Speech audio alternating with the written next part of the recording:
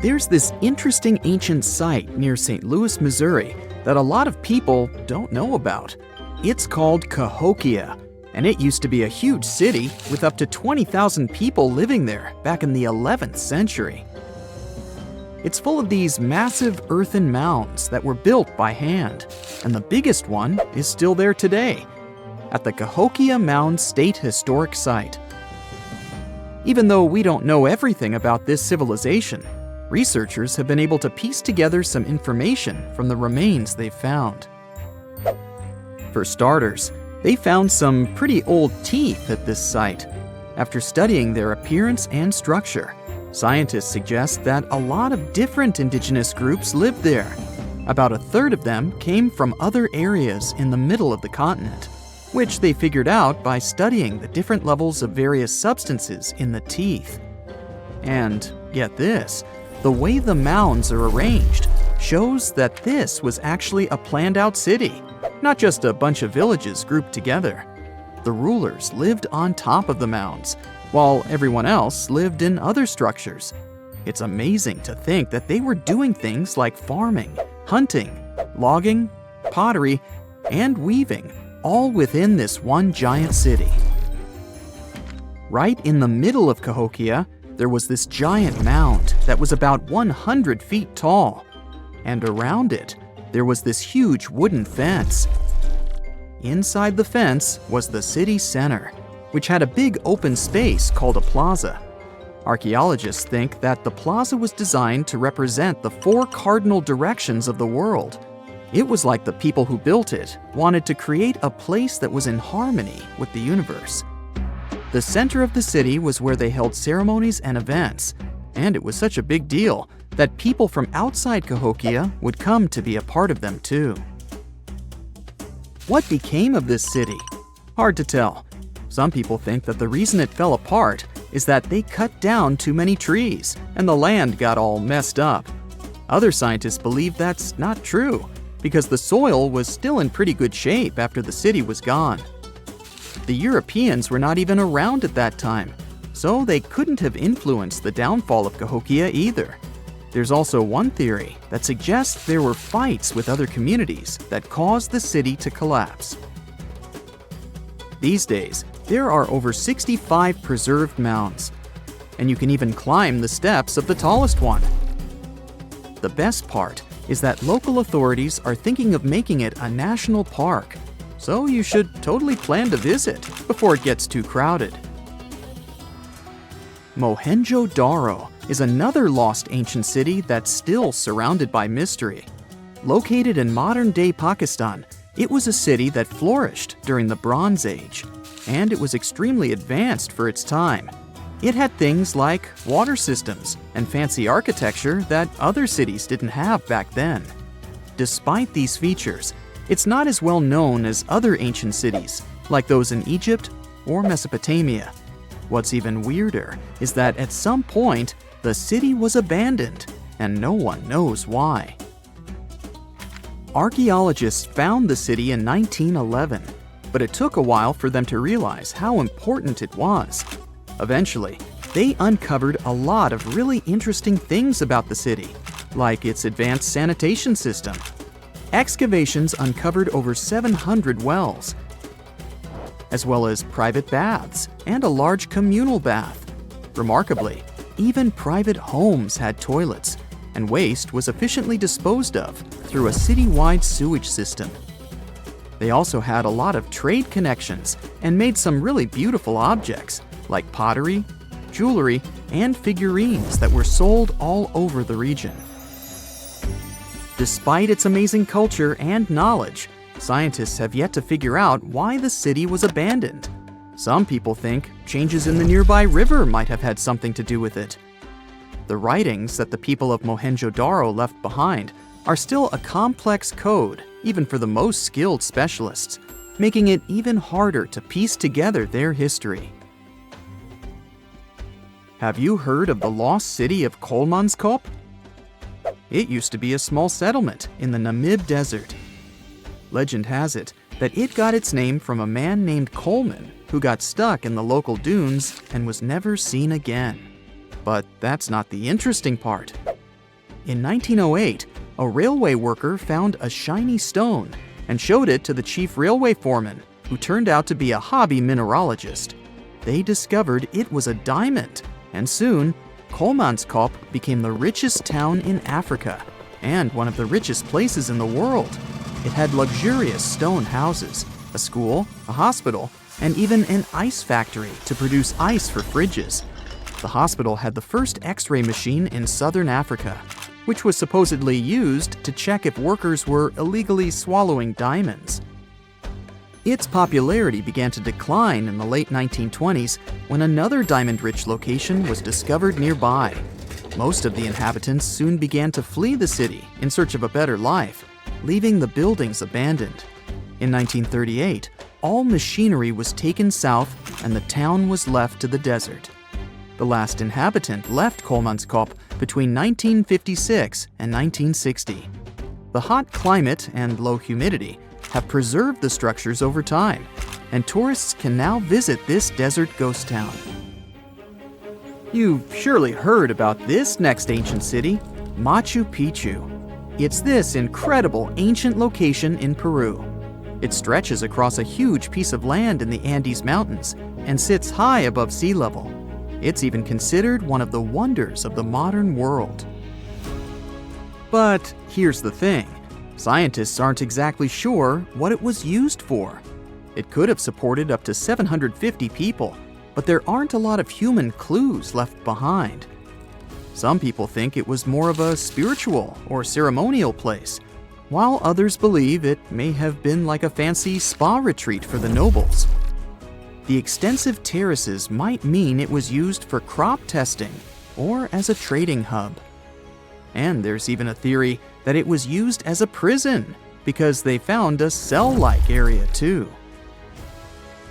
It's amazing that even today, archaeologists and historians are still puzzled about how it was built. Did you know that they probably didn't even use wheels for transportation? And those massive granite rocks were somehow pushed up the steep Andean mountains, even though most of them weighed a lot. Some historians think that hundreds of people worked together to push each rock up the peak. The huge stones at Machu Picchu are also so close together that you can't see any cracks between them. It's pretty cool because it also makes the area safe during earthquakes, which is important since Peru is a shaky country. But how did the stones stay put during all those quakes? They actually move a little bit, but then they go back to their original spot, almost like they're dancing.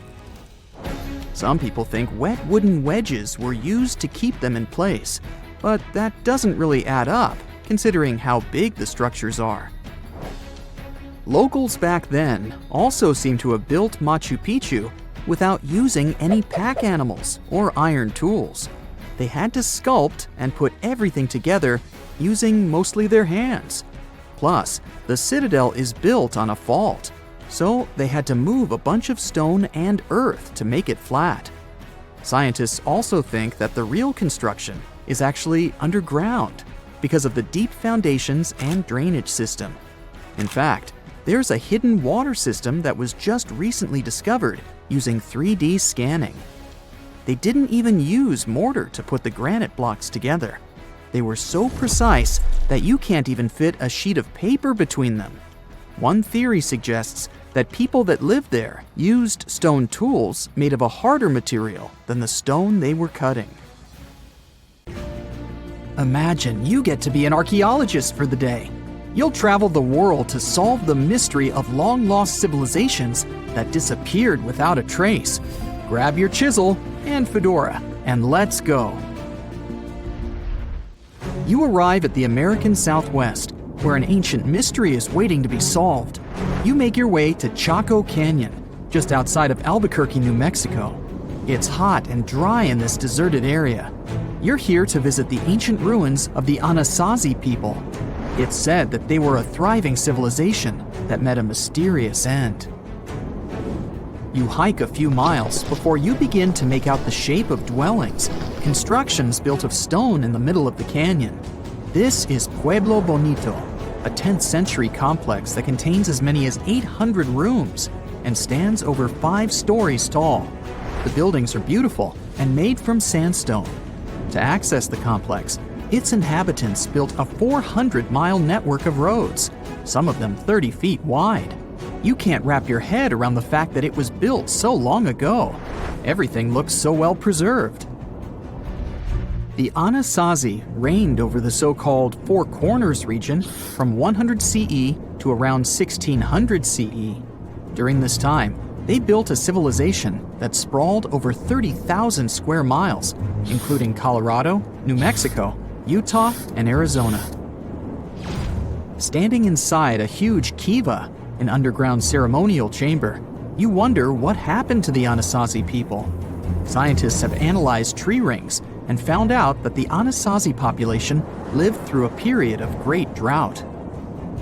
The drought is believed to have lasted 23 years, and there was possibly no rain at all during this time. This definitely affected their livelihood, from malnutrition to battles over food and resources. But was it enough to make 30,000 people flee their homes? Researchers say these people left their homes with their belongings still in place. Ladles were left in ceramic bowls. Granaries were full of supplies. It was as if they intended to return, but never had the chance to come back. For many years, archaeologists have believed that the drought was the reason for the disappearance of this thriving society. But there's other evidence that shows a different story. Anthropologists say that the ancestral Puebloans, as they are also called, were an exemplary population. They were peaceful and lived together in harmony. But that's not what their architecture shows. They isolated themselves from the rest of the world by building their settlements so high on top of cliffs. And they built walls and other security structures in order to protect themselves.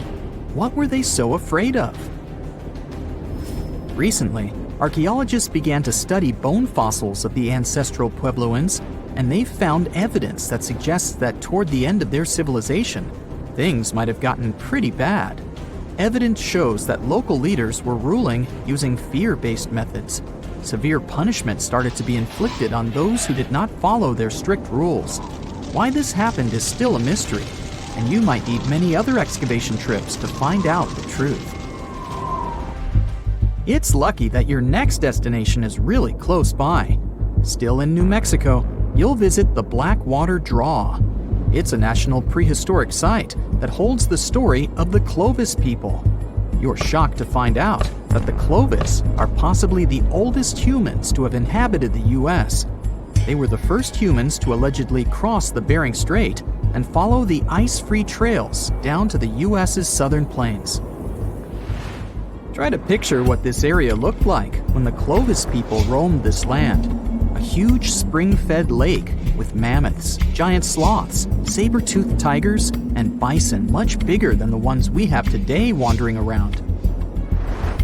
The archaeological site you're visiting shows that the Clovis population were big game hunters. You're able to identify the bones of several mammoths and even the stone tools that our prehistoric ancestors used to hunt them.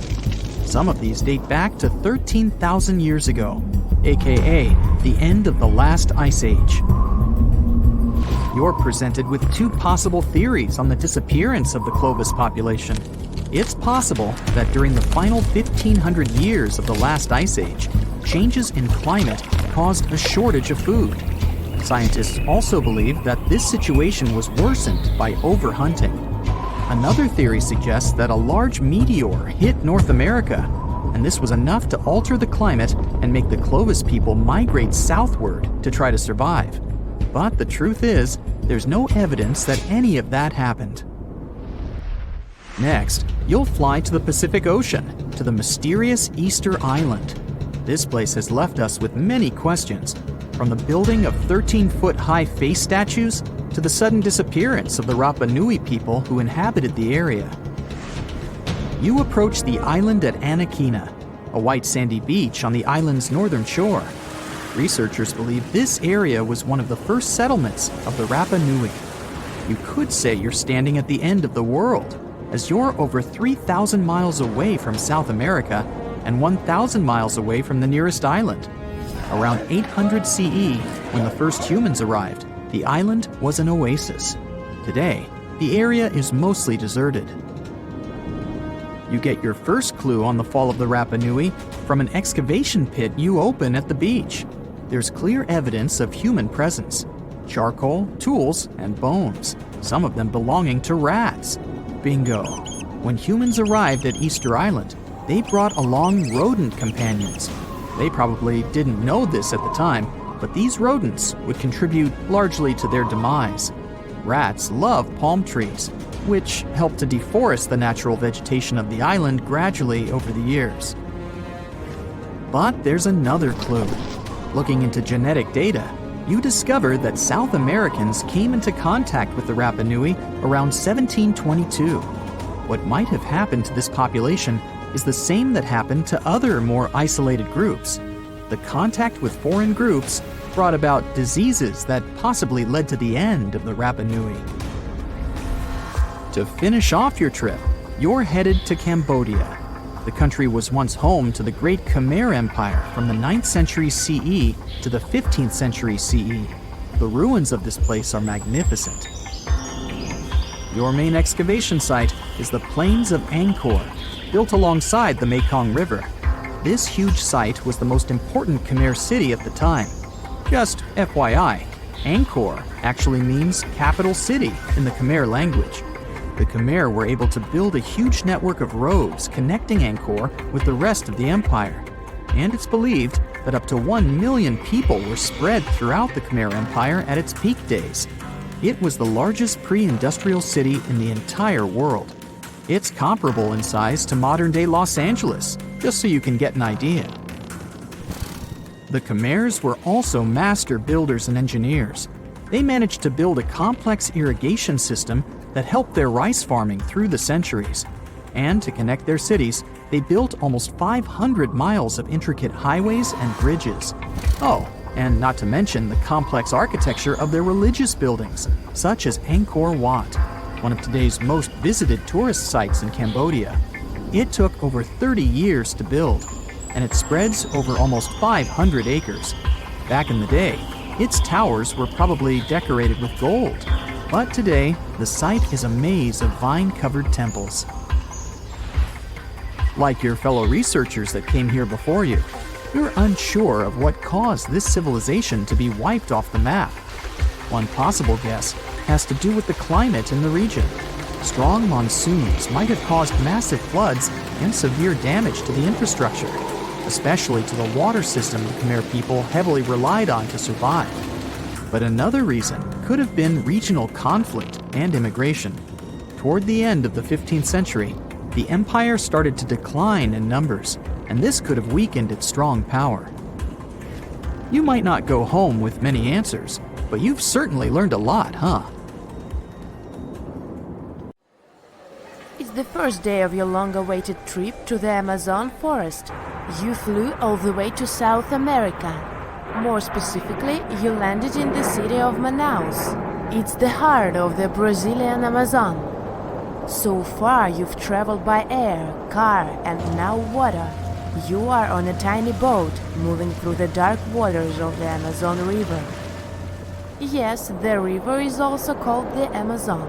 And just FYI, it's the second longest river in the world. It loses only to the Nile River in Egypt. The Amazon sprawls for an impressive 2,700 square miles, beginning in Peru and ending only when it meets the Atlantic Ocean off the coast of Brazil. To get a closer look at the forest, you decide to start by exploring it by boat.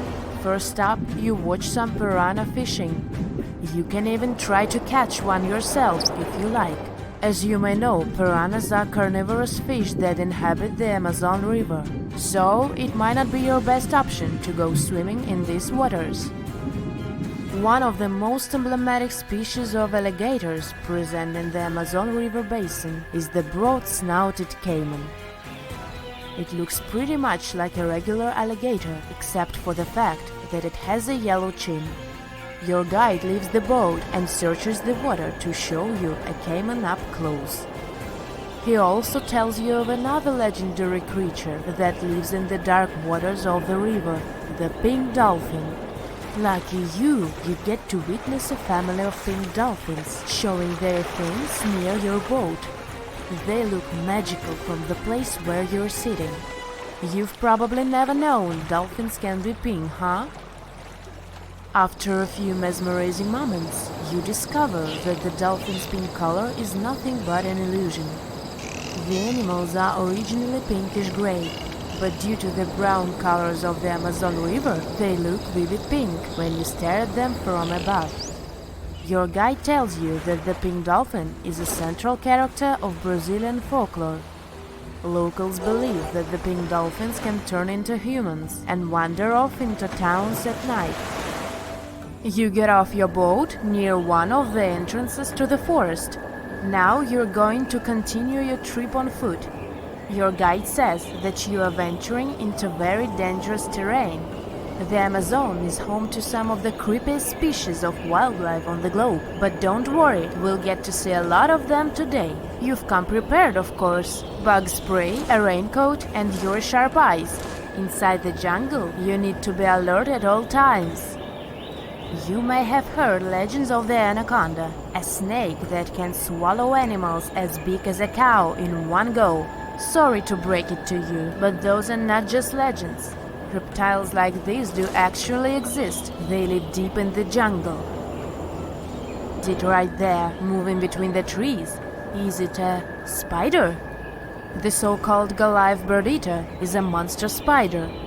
Its legs can grow up to a foot in length, and the spider itself can weigh around 6 ounces. It's also known as the king of tarantulas. You shouldn't get too close, of course. It's not venomous to humans, but its bite can surely sting. As its name suggests, the Goliath bird-eater can even eat birds, as long as they are smaller than it is. Up next, you run into another species of spider that draws your attention. This one is so tiny that you almost don't see it. It's known by the popular name of the decoy spider. You see one of its creations, a gigantic spider built by the tiny Cyclosa spider in order to scare off large predators. This is as amazing as it is creepy. A spider that uses the remains of other insects and dry leaves to create the image of a large spider on its web. If it fools predators, perfect! But to us humans, this work of art looks almost endearing. Who knew there were artists in the arachnid world? Near a small lake, you witness a unique scene. A large snake is slowly slithering its way toward a lizard that is resting on a rock. The lizard seems obvious to the presence of the dangerous reptile, but right as the snake is preparing to attack, the lizard flies the scene in its iconic way. The so-called basilisk lizard is famous for its ability to walk on water, or rather run across the water. This isn't an illusion, just a matter of balancing. The small lizard moves its legs on top of the water very fast, while its long tail serves as a counterweight. I wish I could do that. If you've ever wondered what a frog looks like on the inside, you've come to the right place. Right in front of your eyes, there is a rare local species of frog. It's known as the glass frog. This species of amphibian has a type of transparent skin that is completely see-through. In other words, you can see the frog's interior with astounding clarity. It's as if you had X-ray vision. Moving on with your journey, soon you come across a pond. Floating on its water is probably the biggest water lily you've ever seen in your life. These huge plants are also known as the Victoria Amazonica. They can measure up to 8 feet across and hold the weight of a grown-up person. But I wouldn't recommend trying to climb on it if I were you. Just cause, you know, it's the Amazon forest we're talking about. The wildlife here is amazing, but the forest itself is also a sight. There are over 80,000 species of plants and trees grown in the Amazon rainforest. In fact, you can find 10% of all the world's wildlife in this jungle. An estimated 400 billion trees grow on the gigantic area the forest occupies. Of course, this place is bound to be biodiverse, right? You won't be able to witness this phenomenon during your trip, but your guide tells you about a unique species of tree that is famous for being able to walk. Yep, you've heard correctly. There are walking trees in the Amazon rainforest. They don't have legs or anything like that, but they do move around in search of better lighting conditions. The Amazon canopy is so thick that only 1% of sunlight can reach the forest floor. Because of this, some trees end up getting less sunlight than others. The so-called walking palm trees seem to be adapted to this situation. They grow new roots, which helps them move for 1 to 2 inches per day. They can walk up to 65 feet per year. Maybe that's what inspired John Ronald Reuel Tolkien to create ants, huh? Those are pretty similar tree beings that roam freely around the world. I kid you not, it's not only wildlife that inhabits the Amazon. Actually, over 30 million people live in the forest. And there are also ancient settlements that scientists believe to have been thriving there. And I'm not talking about El Dorado, that's just a myth. But in 2018, a groundbreaking study showed that up to 1 million people probably inhabited the Amazon, between 1250 and 1500 CE. Can you imagine that? Working alongside local indigenous people, researchers from the University of Florida found several mounds in the Amazon. Besides these mounds, they also discovered interesting ditches and geoglyphs. After mapping all of these recurring mounds, scientists understood that this was a sign of an ancient settlement. They found remnants of carefully designed walls centered around plazas. This could only mean that these ancient cities were big and could host hundreds of thousands of people. These findings brought back the idea that the Amazon could have been home to thriving civilizations way before the Europeans arrived there. But rather than cities drenched in gold, they were simply well-developed agricultural societies. The unanswered mysteries surrounding ancient civilizations have been a source of inspiration for many conspiracy theorists. In fact, some of these mysteries are so interesting that many of us either already believe them or would like to. One thing is for sure though, none of those thousands of conspiracy theories have ever been, classified. Or have they? We're all aware that the CIA has done some questionable things throughout history for the sake of national security, but you wouldn't expect a book to be both a national and international threat. The CIA recently declassified parts of a book that talks about lost ancient civilizations and the catastrophic events that made them vanish thousands of years ago. This mysterious book was written in 1963 by a guy named Chan Thomas, and it was going to be published by Emerson House in 1965 until the CIA got involved. For some mysterious reason, they classified the book, and it was never released to the public until recently. But here's where it gets interesting. The book was declassified in 2013 due to the Freedom of Information Act, but it wasn't released to the public until 2016. And what was released truly raises a few questions. The original version of this document was 284 pages long, but the PDF essay that was released was heavily censored, with just 57 pages, which makes it 1/5 of the whole document. The pages were edited before they were released to the public in such a way that you wouldn't even notice that the other pages were missing. Now, no one really knows why this book was classified in the first place, but it has some interesting content from what I've gathered. The author of the book had quite the imagination and a huge love for ancient civilizations. And even though what he had to say is very thought-provoking, some of it is just bizarre. He believes that our planet is locked into a never-ending cycle of pole shifts and Earth crust displacements that are responsible for the mass extinctions of many civilizations which existed more than 6,000 years ago, even before the Sumerians. He believed that these events caused more damage to the Earth than meteors, and he bases this theory on a few artifacts that exist around the world but weren't really noticed until recently. But I'll get into that in a bit. Those mass extinctions that the book talks about include the end of the Ice Age, when huge 2-mile-thick ice sheets disappeared from northern Europe, Northern America, and Canada, and caused 100 species to go extinct. And here's how the author illustrates his hypothesis. He believes that there was a geomagnetic pole shift which caused catastrophic changes to both the atmosphere and the Earth's crust, resulting in the extinction of many civilizations over time.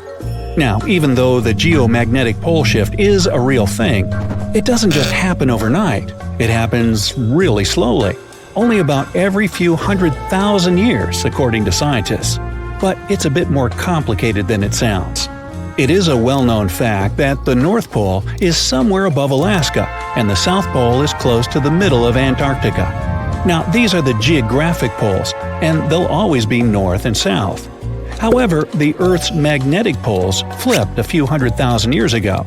So, if you had a compass, let's say 700,000 years ago, it would instead point south and show you the Antarctic.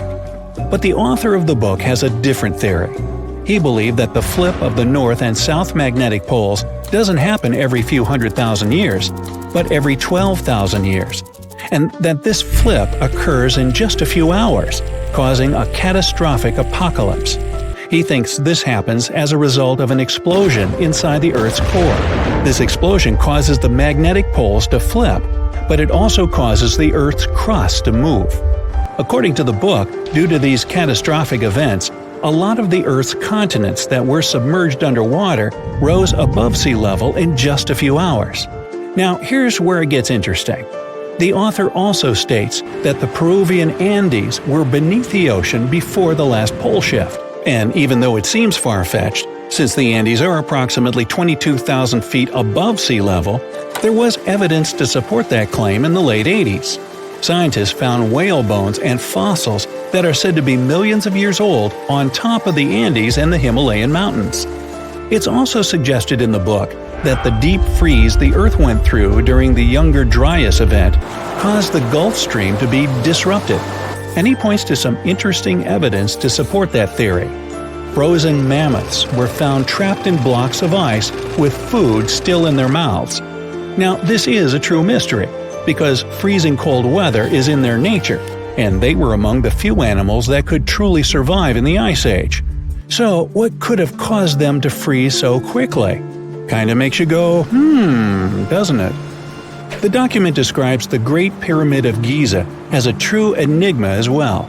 The Pyramid of Giza is made out of 2.5 million stone blocks that are placed on top of each other with great precision. It's close to 750 feet wide and more than 450 feet high. To this day, we're still not able to explain how it was constructed, and it's quite difficult to understand the internal design as well. On the inside, the pyramid has no similarities to the other pyramids, and, despite popular belief, there were no mummies found in any of them. If you think that's a bit weird, wait for the next one. There are absolutely no hieroglyphs found in any of the pyramids, and that goes both ways. What do I mean? There are also no pyramids, or anything that resembles a pyramid, in any hieroglyphs either. Mr. Thomas believes that the pyramids were created hundreds of thousands of years before the Egyptians by a civilization that went extinct. Speaking of civilizations, in his book he even mentions the Greeks. He claims that in Greece, there was another ancient race of people that went extinct as well.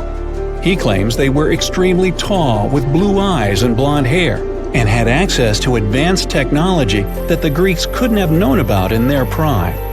Now, before we drift too far away from the stone blocks, let's talk about another mystery, the temple in Baalbek, Lebanon, and its ginormous foundation blocks. Those stones, which make up the Heliopolis, were also used for the temple in Rome. The foundations of the temples are made of 900-ton trilithon stones, and according to the author, this is proof that there must have been a lost ancient civilization with advanced technology. Now, most archaeologists claim that those stones were made by the Romans. However, there's no evidence to support that. The Romans didn't have the technological equipment to make the stones or lift them. So, you might think, what if they just made them in that place right then and there? Well, those stones were also lifted 30 feet high and were placed next to each other with mathematical precision. And let's not forget about the blocks on top of the Heliopolis in Lebanon, which weigh about 800 tons each. But wait till you hear the next one. The Romans don't even credit themselves for these stones. They claim that they built up the sides, but they don't take credit for the extraordinarily large and heavy foundation stones. The author also makes an interesting point about the distance between the Roman capital and Baalbek in Lebanon. Why would the Romans build the world's largest monolithic stones in such a remote area, and so far away from their capital, and never take credit for it? Well, folks, it's a mystery to me. Now, let's move on to the most intriguing enigma, Easter Island, which is located in the middle of the Pacific Ocean, or nowhere, if you will.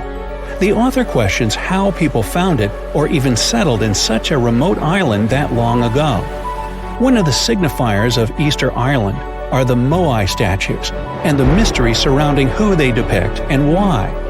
What's an even bigger question is how they were created, moved, and positioned in the places they were found. According to this declassified document, Easter Island was part of the now lost continent named Mu, and it was sunk in the Pacific Ocean in a disastrous cataclysm that happened during one of those pole shifts. The continent of Mu, according to the book, was as big as South America, and what we now call Easter Island is just what's left of that continent. The author also believes that this is what happened with the lost city of Atlantis as well. Plato is even quoted about this, saying that the whole city of Atlantis sunk miles beneath the waves within just a day. Even though the whole story sounds very intriguing and makes some interesting points, we know that, scientifically speaking, a cataclysmic pole shift causing entire civilizations to go extinct isn't possible. Humans invest a lot of time and money exploring the unknown. First outer space, then the ocean floor. But there's another frontier we're trying to conquer. Scientists call it the deep frontier. I'm talking about how far down to the Earth's core we've made it so far. During the 60s, humans tried digging the deepest man-made hole on Earth. This took us deep into the Arctic Circle. What later became known as the super deep borehole is also the deepest artificial point on Earth, reaching the depth of 40,230 feet. It took 20 years to drill this far into the Earth's crust, and researchers say this is only about 1/3 of the way through to the mantle. Here's a quick anatomy of our planet. If the Earth is like an onion, the crust is like the thick skin of this onion. This part is only 25 miles thick. Beyond this is the 1,800-mile deep mantle, and after that, right at the center of the Earth, is the core, which is made up of 2 layers, inner and outer. Now, can you guess where on the planet the crust is at its thinnest? On the ocean floor. When American scientists understood that, they started drilling holes on the seabed. This gave way to Project Mohole. It began in 1961, but their technology to drill deep holes on the ocean was really bad. They had to improvise. They installed a system of propellers along the sides of their drill ship to keep it steady over the hole. The main challenge was to drill as vertically as possible. Otherwise, that deep hole would look more like a deep maze. Both the Kola Super Deep Borehole project and the Project Mohole came to an official stop in the years that followed. But hey, humans have built some pretty deep stuff underground. In 1963, a Turkish man took a swing with his sledgehammer to improve his basement and discovered a tunnel. That tunnel entrance led to more openings that connected a multitude of halls and chambers. He didn't know it, but he had discovered Deringoyu. This once lost city was up to 18 stories tall and 200 feet deep. The city was large enough to host 20,000 people, and it was simply standing beneath Cappadocia in Turkey the whole time. Cappadocia hosts hundreds of subterranean dwellings. 40 of these underground cities are at least 2 stories high, but none of them are as huge as Deringoyu. There's not a lot of historical accounts of how Deringoyu was born. Some speculate that the oldest part of the complex was dug about 2000 BCE by the Hittites. The Hittites were an Indo-European civilization who formed one of the first major civilizations of the Bronze Age in West Asia. Scholars think they built this underground city to protect themselves from invasion. Others think it was actually the Christians who built the city in the 1st century CE. They speculate that it could have been constructed to protect people from the intense temperature variations, extreme heat in summer and freezing cold in winter. Geographically, the terrain under Cappadocia is great for building. The rocks are soft, which makes tunneling easier. For that same reason, opening large caves underground is fragile. That's why most chambers have pillars that support them. On the bright side, and we are, none of the floors at Deringuyu have ever collapsed. The builders of Deringuyu thought of everything. The city was shut off from the world by huge rocks that hid its entrance. It was ventilated by a total of more than 15,000 shafts, around 10 centimeters wide. This way, they guaranteed enough breathing air in the upper levels in a way that they ended up being used as the living and sleeping quarters. The lower levels of this impressive maze were mainly used for storage. But honestly, they had it all: a room for a wine press, for domestic animals, small religious buildings. They certainly didn't spare any efforts to make that underground city as complete as an above-ground one. Now, speaking of impressive underground stuff, Switzerland has the longest tunnel in the world, built here on the Swiss Alps. This absurdly huge tunnel was built over 8,000 feet below the surface. Check this out. This is what the Gotthard-based tunnel looks like. The first idea to build the tunnel was put forward as early as 1947, but construction only officially began in 1999. It took them years to approve the project and then scout for the perfect location. Even so, the 73 different rock types that compose Massif turned the construction into a real challenge. Some of the rocks were as hard as granite, and others were as soft as sandstone. This meant they needed different approaches and equipment so the whole thing wouldn't crumble down. Overall, they had to excavate about 28 million metric tons of rock to make way for the tunnel. There were many other challenges to build that far into the earth. The deeper into the mountain they got, the hotter the temperatures were. Since there's no natural ventilation, temperatures would get as high as 115 degrees Fahrenheit, making it really hard for workers to endure.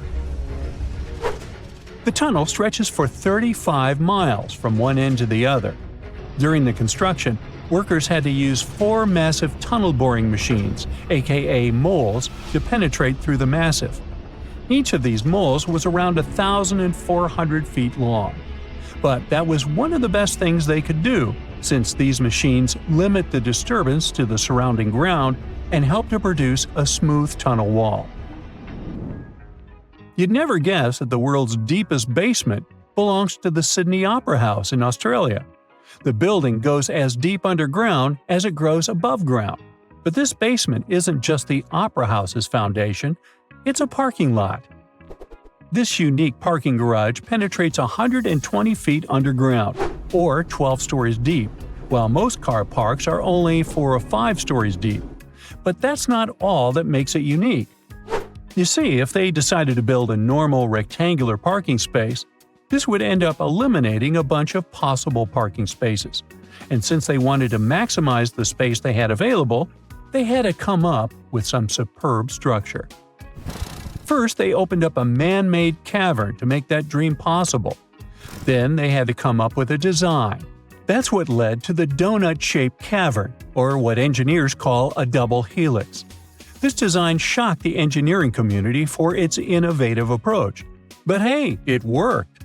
Today, there is space for over 1,000 cars down there, which seems about right for an opera house.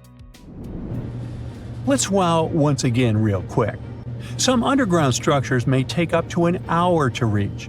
Take this gold mine in South Africa that lies around 2.5 miles below the surface. Yeah, you may think, hey, it's just a couple of miles, why does it take an hour to get there? But the conditions are hard and it's not for the weak. But Milan Ladina, an Ecuadorian runner, even completed a half marathon there, Despite temperatures reaching 104 degrees Fahrenheit, high humidity at 80%, and an atmospheric pressure of 1.4, comparable to what divers experience 5 meters under the sea. Yikes.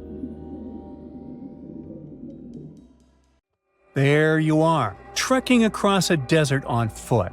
It's hot, you're terribly thirsty, and now you gotta walk around this stupid wall. Wait, a wall in the middle of a sandy, lifeless nowhere? Exactly, a wall in the northern Saudi desert. Archaeologists have just made a super exciting discovery, and what they found was not just a single wall. No, it was a whole ancient walled city that might date back to 2400 BCE. They think this place was home to around 500 people and could have been used for 1,000 years. This discovery is groundbreaking. It means that the area could have been way more advanced than anyone expected. This city was well organized, with different zones for living, towers and strong walls for protection, and different sections for all kinds of daily life. This ancient city, now called Al-Natab, was basically an oasis town. And it's great since it can give us a peek into what life might have been like in this desert thousands of years ago. Apparently, they had clearly separated areas, like residential sections, a cemetery, farmland, and even a town center. This oasis city, found in the Khaybar area, is the first big organized settlement from the 2nd or 3rd millennium BCE that researchers have uncovered in northwestern Arabia. The first survey showed that this town, which covered about 6 acres, had several districts, including the residential area, the cemetery, and the legal one, with courts. The houses were set up in neat rows, all connected by small roads. Those streets kept the residential area separate from the rest of the town. Back then, most people in this region were nomadic herders, always moving around. But archaeologists have been sure that during the Bronze Age, Northwest Arabia had small walled towns and oasis centers scattered across it. These connected oasis towns were unique, offering secure places for people to live, store goods, and trade. They started showing the beginnings of urban planning, which hints that people of that time were already starting to settle down and organize communities more seriously. The research team estimated that there were about 50 homes in Al-Natab, but that number could go up to 70 as they keep digging. They think that a few hundred people lived there, and probably one of the coolest things is that some houses went up to 3 stories tall. Built on a slope near a couple of major trade routes, this city was set up in a prime spot. Now, one of the most impressive things about this place is its water supply. The oasis had springs and aquifers, which are underground water sources, and such conditions were perfect for farming. Those water sources meant residents could grow their own food, making the town self-sufficient. The outer walls probably helped control who could enter the town and get access to its resources. This settled way of life was an impressive shift from nomadic living to a more agro-pastoral lifestyle, which means a mix of farming and herding animals. Another find that supports this theory is a bunch of tools like grinding stones, mortars, and pestles discovered inside the town. People there must have ground grains and prepared food. They had a diet of cereals, meat, and milk from animals they raised themselves. These astonishing findings show that the inhabitants of the town could easily feed themselves and were surprisingly advanced for that time. Thanks to better access to Saudi Arabia in the past couple of decades, archaeologists now have a much clearer picture of what life there was like thousands of years ago. The most exciting thing is that Al-Natab might have been part of a whole network of similar fortified oasis towns spread across the region, and all of these connected sites could show us how trade routes and small settlements worked together at that time in that arid area. Now, at the same time, this recent discovery isn't the only one that has the scientific world buzzing with excitement. How about we visit Egypt and see for ourselves? After all, archaeologists have just found a stash of ancient Egyptian and Greek treasure underwater. They were exploring the lost city of Thonis Heraklion off the coast of Egypt, which sank more than 1,000 years ago. This city was legendary, and nobody even knew where it was until it was rediscovered in 2000. Now they're uncovering more and more, and on this dive, they found a pile of gold and silver treasures. Those were probably used in rituals to bless Egyptian pharaohs when they took the throne. The researchers even found an ancient Greek temple dedicated to Aphrodite and some super-old Greek weapons. Frank Gaudio, the lead archaeologist, said it was astonishing that those delicate objects had survived the disaster that brought the city down. Back in its prime, Thonis Heraklion was one of the biggest port cities in the Mediterranean. It was a huge center of social life and was the main entry point for ships from Greece coming into Egypt. But tragically, due to rising waters, earthquakes, and a catastrophic tidal wave, the soil underneath the city literally turned into mush, and then the entire city sank into the Mediterranean. It was forgotten until Gaudio's team found it in 2000. Since then, they've been uncovering new parts of the city and piecing together its history little by little. If a lost underwater city doesn't seem impressive enough, we can travel to the Amazon. The discovery made there is truly mind-boggling. For centuries, people have talked about lost cities deep in the Amazon, like El Dorado, that mythical city of gold that lured Spanish explorers into the jungle. A lot of them never came back. Then, in the 1900s, a British explorer named Percy Fawcett went searching for what he called the lost city of Z, and he too disappeared. But now, finally, scientists have actually found proof that those lost cities in the Amazon were real all along. A team of scientists use a tech called LiDAR, which basically allows you to see through thick jungle from above by bouncing light beams off the ground. They flew over the jungle in Bolivia in a helicopter about 650 feet up and mapped out those hidden ancient cities. What they found were ruins of a huge urban settlement built by the Kasarabi people who lived there from 500 to 1400 CE. And it wasn't just a couple of buildings here and there. No, the LiDAR maps revealed massive urban centers, pyramids, platforms, roads, canals, and causeways, all carefully laid out. Turns out the Amazon wasn't just an untouched jungle. It was once home to big, complex cities. A scientist from the German Archaeological Institute explained that Europeans had long ignored the possibility of ancient Amazonian cities, but the LiDAR maps showed they were wrong. The new maps have revealed 26 sites, including 11 that no one even knew existed. Researchers have discovered two main city sites, Landivar and Kotoka. They had massive moat causeways stretching out like spokes on a wheel, linking the main cities with smaller surrounding settlements. Some of the canals even connected the cities to rivers and a big lake, which allowed water to flow through the area. Over the years, scientists found scattered ruins all over this region, but the thick jungle made it nearly impossible to connect the dots and see if or how they were related. With LiDAR, the whole layout came to life, showing that those sites were part of a much larger, organized urban system. It's now also clear that the sites had a greater meaning, since everything is lined up in a way that could be symbolic of the spiritual beliefs of the inhabitants. The Kasarabi culture isn't as famous as the Maya, but they had a thriving society in an area that faced huge challenges, like yearly flooding. And although the nearby Andes had their own monumental sites, the Kasarabi were doing something absolutely unique. They even had reservoirs to store water, which suggests they might have been dealing with occasional droughts, which is pretty unusual for the Amazon. Actually, those terrible droughts could be why the Kasarabi eventually left their cities around 1400 CE. There's this interesting ancient site near St. Louis, Missouri, that a lot of people don't know about. It's called Cahokia, and it used to be a huge city with up to 20,000 people living there back in the 11th century. It's full of these massive earthen mounds that were built by hand, and the biggest one is still there today, at the Cahokia Mound State Historic Site. Even though we don't know everything about this civilization, researchers have been able to piece together some information from the remains they've found. For starters, they found some pretty old teeth at this site. After studying their appearance and structure, scientists suggest that a lot of different indigenous groups lived there. About a third of them came from other areas in the middle of the continent, which they figured out by studying the different levels of various substances in the teeth.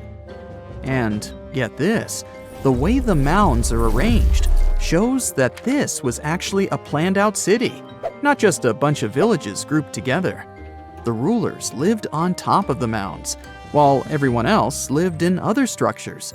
It's amazing to think that they were doing things like farming, hunting, logging, pottery, and weaving, all within this one giant city.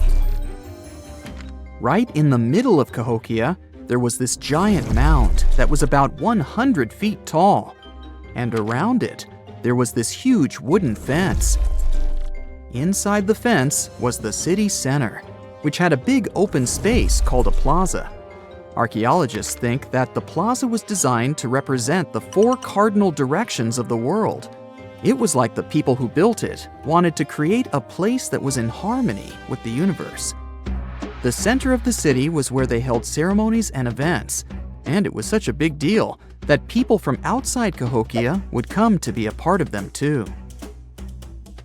What became of this city? Hard to tell. Some people think that the reason it fell apart is that they cut down too many trees and the land got all messed up. Other scientists believe that's not true because the soil was still in pretty good shape after the city was gone. The Europeans were not even around at that time, so they couldn't have influenced the downfall of Cahokia either. There's also one theory that suggests there were fights with other communities that caused the city to collapse. These days, there are over 65 preserved mounds, and you can even climb the steps of the tallest one. The best part is that local authorities are thinking of making it a national park, so you should totally plan to visit before it gets too crowded. Mohenjo-Daro is another lost ancient city that's still surrounded by mystery. Located in modern-day Pakistan, it was a city that flourished during the Bronze Age, and it was extremely advanced for its time. It had things like water systems and fancy architecture that other cities didn't have back then. Despite these features, it's not as well known as other ancient cities, like those in Egypt or Mesopotamia.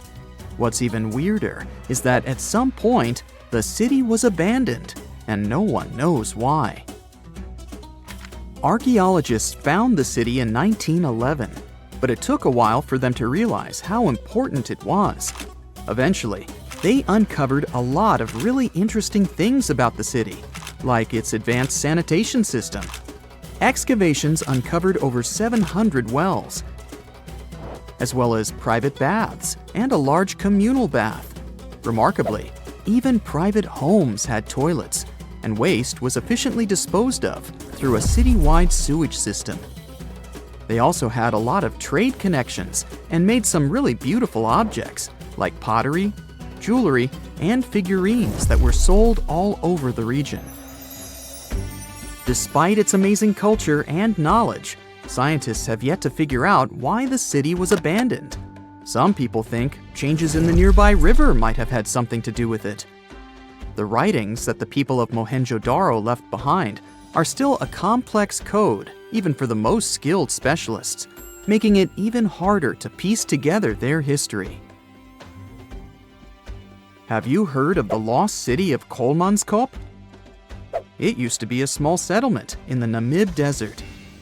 Legend has it that it got its name from a man named Coleman who got stuck in the local dunes and was never seen again. But that's not the interesting part. In 1908, a railway worker found a shiny stone and showed it to the chief railway foreman, who turned out to be a hobby mineralogist. They discovered it was a diamond, and soon, Kolmanskop became the richest town in Africa and one of the richest places in the world.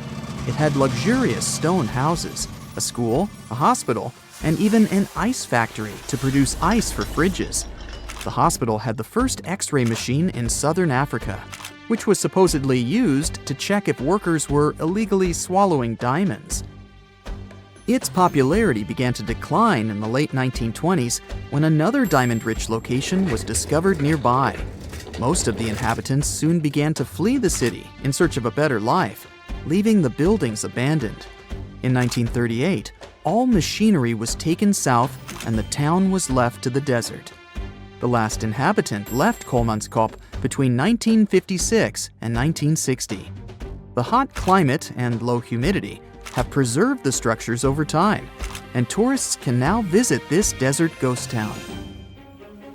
You've surely heard about this next ancient city, Machu Picchu. It's this incredible ancient location in Peru. It stretches across a huge piece of land in the Andes Mountains and sits high above sea level. It's even considered one of the wonders of the modern world. But here's the thing. Scientists aren't exactly sure what it was used for. It could have supported up to 750 people, but there aren't a lot of human clues left behind. Some people think it was more of a spiritual or ceremonial place, while others believe it may have been like a fancy spa retreat for the nobles. The extensive terraces might mean it was used for crop testing or as a trading hub. And there's even a theory that it was used as a prison because they found a cell-like area too. It's amazing that even today, archaeologists and historians are still puzzled about how it was built. Did you know that they probably didn't even use wheels for transportation? And those massive granite rocks were somehow pushed up the steep Andean mountains, even though most of them weighed a lot. Some historians think that hundreds of people worked together to push each rock up the peak. The huge stones at Machu Picchu are also so close together that you can't see any cracks between them. It's pretty cool because it also makes the area safe during earthquakes, which is important since Peru is a shaky country. But how did the stones stay put during all those quakes? They actually move a little bit, but then they go back to their original spot, almost like they're dancing. Some people think wet wooden wedges were used to keep them in place, but that doesn't really add up, considering how big the structures are. Locals back then also seem to have built Machu Picchu without using any pack animals or iron tools. They had to sculpt and put everything together using mostly their hands. Plus, the citadel is built on a fault, so they had to move a bunch of stone and earth to make it flat. Scientists also think that the real construction is actually underground because of the deep foundations and drainage system. In fact, there's a hidden water system that was just recently discovered using 3D scanning. They didn't even use mortar to put the granite blocks together. They were so precise that you can't even fit a sheet of paper between them. One theory suggests that people that lived there used stone tools made of a harder material than the stone they were cutting. This just in, the world's oldest pyramid was built during the last ice age. And I'm not even talking about Egypt. I'm saying our ancestors might have spewed a 27,000-year-old pyramid in West Java. Gunung Padang is not exactly shouting pyramid. It's more of a mound with huge scattered stones tossed all over it. But local people seem to revere it, and they have for centuries. It wasn't until recently that the Indonesian authorities decided to excavate a bit deeper to see what all the fuss was about. They ended up finding the remains of a human settlement. It was rather unexpected, since the mound is pretty high up. This excavation could only prove there were humans in the area as far back as 45 BCE, which sounds reasonable. It was up to an Indonesian geologist named Donnie Hillman to prove that Gunung Padang is the world's first pyramid. He used all sorts of new technology to support his claim. Our guy used carbon dating, which digs deep into the earth and takes whole chunks of soil. He found layers and layers of constructions, like he was digging up Rome and finding ancient buildings buried in the ground. His research proved that there had been caverns and even rooms down there, which could only mean one thing: humans. As for the rocks located up in the mound, they were most likely strategically placed by the people who lived there back in the day. They needed a place to meditate, so they arranged things in a harmonious way. Their smooth surfaces wouldn't be the result of years of erosion, but the works of great sculptures, the Michelangelos of their day, let's say. If this is all for real, then human civilizations began way before we think they did. Our ancestors, the Paleolithic humans, didn't have what it took to be considered a civilization, especially not the tools and knowledge to build pyramids. They needed a lot of masonry skills, which weren't all that available during the last ice age. His peers don't share this view, though. They could believe Hillman's theory if he had found evidence such as charcoal and bone fragments, but he didn't. Flint Dibble, another archaeologist, says that without concrete evidence of human activity, there's no proof of an actual pyramid. In this case, all the data proves is that the soil in the mound dates back to 27,000 years ago. He thinks the rocks on top of the mound just slipped down the hill like rocks normally do. Only a complex society would have managed to build a stepped pyramid like they claim it was. But according to Bill Farley, an American archaeologist, there's just no reason to believe there were any settlements in Indonesia during the last ice age. Now, just so you know, the oldest known ancient society with this kind of knowledge is probably 11,000 years old and used to occupy the region of modern-day Turkey. Take a look, Turkey's Göbekli Tepe. It's also not a pyramid, but it's the oldest monolithic construction made by humans. Back in the Neolithic period, a lot of people settled there, and there are proofs for it. For example, the walls there are covered in ancient drawings of clothing and wild animals. Until recently, the title of the world's oldest pyramid went to a three-sided construction known as the Djoser Pyramid in Egypt. Djoser is located just a few miles south of the Giza complex in a town called Saqqara. It made its way to popular culture more than once. In the 18th century, it became a common feature in European paintings. Young men from the cultural elite did a grand tour around the world, and Saqqara was at the top of their list. It was also featured in the video game Assassin's Creed, with a digital representation way more accurate than many historical drawings of the thing. That was kind of a big deal in ancient Egypt, to build pyramids for kings to spend their afterlives. And if you thought the Khufu pyramid was the oldest one in the world, well, Djoser was built 70 years ahead of that time. The development of new technology has allowed archaeologists to make groundbreaking discoveries, and a new, or should I say ancient pyramid in South America might win the title in dispute.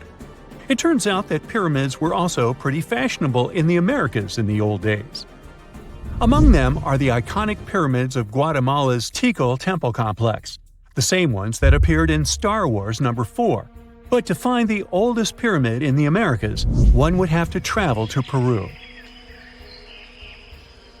Deep in the Peruvian desert, archaeologists stumbled upon a sprawling ancient metropolis known as Caral. At first, researchers believed that the settlement was pretty recent, since the site was way too complex for ancient technology to handle it.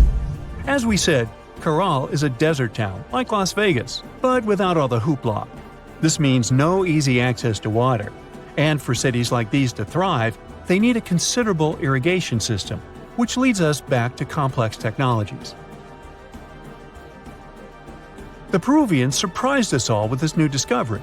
This site was huge, filled with an amphitheater, houses, and religious buildings. The whole thing probably sprawled through 370 acres. And when scientists went to test their initial hypothesis using radiocarbon dating, they found that the city probably sprung around 2027 BCE. On the site, archaeologists found 6 pyramids that could possibly predate the one in Saqqara. As far as they know, both civilizations coexisted in the same time period, in opposite parts of the world. But since researchers can't pinpoint the exact age of Caral's pyramids, it's pretty hard to guess which civilization completed their pyramid first.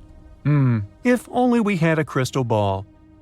Now, it just so happens that the shape of a pyramid is something that nature is able to produce all on its own, leaving us modern-day humans a bit confused. A classic example is the Japanese side of Yaonagani, which also goes by the name of Japan's Atlantis. The entire monument is about the size of 5 football fields and the height of a 5-story building. Explorers and scientists believe that Yaonagani dates back to 10,000 years ago. For Japan's top marine geologist, Professor Masaki Kimura, Yaonagani is the heritage of a lost civilization. Kimura has dived into exploring the ruins over 100 times over the past 10 years. To him, there are clear signs of human activity down there. Check out this triangular-shaped pool on the monument's surface. Kimura thinks it's actual proof of humans, because this triangle-shaped concave is a historical symbol of water fountains in the region. As it happens with a lot of these cases, not all scientists are convinced the same. For many, Yonaguni is probably the result of thousands of years of erosion, and the fact that the monument is composed of one massive rock leads them to believe it is not really human-made. Sure, these huge basalt columns may look like the ruins of a palace, but they're most likely the result of the intense volcanic activity in the region. And speaking of natural formations that really look like a human made it, a pyramid on Mars has been a hot topic lately. Humans have been keenly trying to prove that there is life on Mars for quite some time. But some are stretching it really far, saying that little green or gray people built a pyramid on the planet to try and build their own civilization. This picture was taken over a decade ago by the Mars Reconnaissance Orbiter, the MRO, but it started to resurface recently. It shows what looks like a three-sided pyramid. Some people claim that the smooth side of the pyramid could only be the effect of otherworldly work. Then science comes along and explains that Mars is home to one of the deepest canyon systems in the whole solar system. The so-called pyramid is located in what is known as the Kandor-Chasma region. This Martian region has a bunch of similar formations that are nothing more than the result of erosion. Nothing supernatural going on there, apparently.